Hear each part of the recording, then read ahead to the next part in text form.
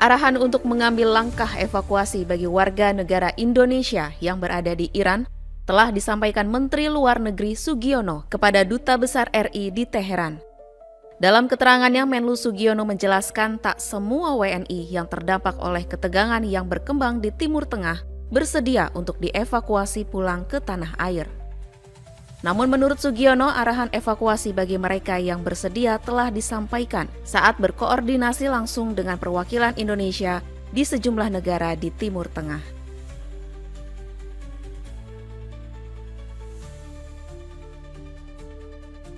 Tapi tadi disampaikan ada beberapa yang bersedia untuk dievakuasi dari wilayah Iran dan saya perintahkan untuk melaksanakan evakuasi bertahap tersebut.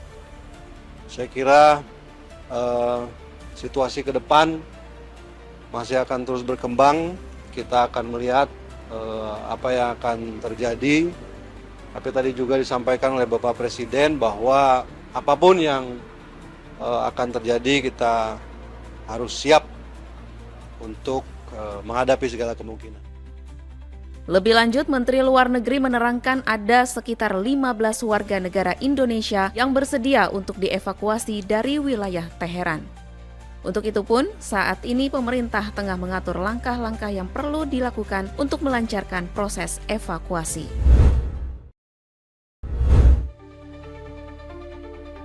Komisi Pemberantasan Korupsi menetapkan Bupati Pekalongan Fadia Arafik sebagai tersangka tunggal dalam kasus dugaan korupsi terkait pengadaan jasa outsourcing dan pengadaan lainnya di lingkungan pemerintah Kabupaten Pekalongan.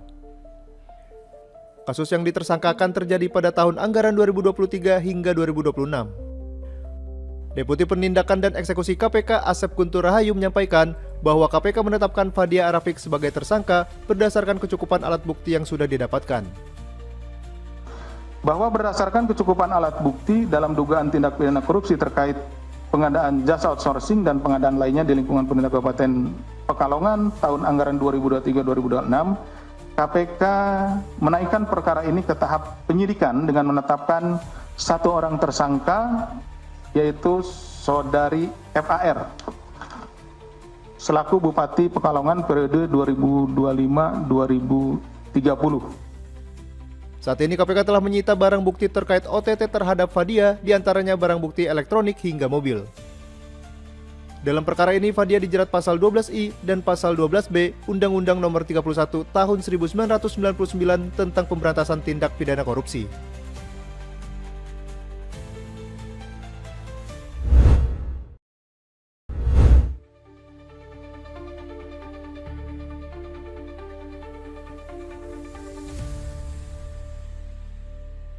Wakil Presiden Gibran Rakabuming Raka menyaksikan langsung karya dan inovasi siswa SMP Santo Yusuf Bandung di bidang sains dan teknologi.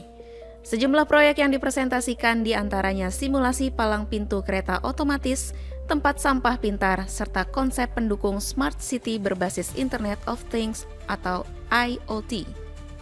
Seluruh inovasi siswa ini merupakan hasil pembinaan saintek yang telah dikembangkan oleh sekolah. Selain itu, Wapres Gibran juga meninjau fasilitas dan pelatihan e-sport yang sudah berjalan selama 2 tahun terakhir.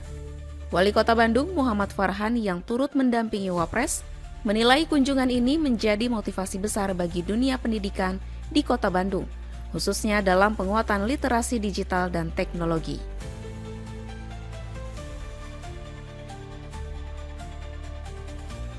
Dalam aplikasi Saintek tadi dipraktekkan di depan Pak Wapres beberapa hal tentang IoT atau Internet of Things, di mana ide-ide anak-anak ini apabila sudah matang nanti bisa kita dalam tanda kutip panen sebagai konsep untuk membangun Smart City di Kota Bandung. Pemerintah Kota Bandung pun berharap inovasi para siswa dapat terus dikembangkan dan dikolaborasikan dengan berbagai pihak, sehingga mampu memberikan kontribusi nyata bagi pembangunan di masa mendatang.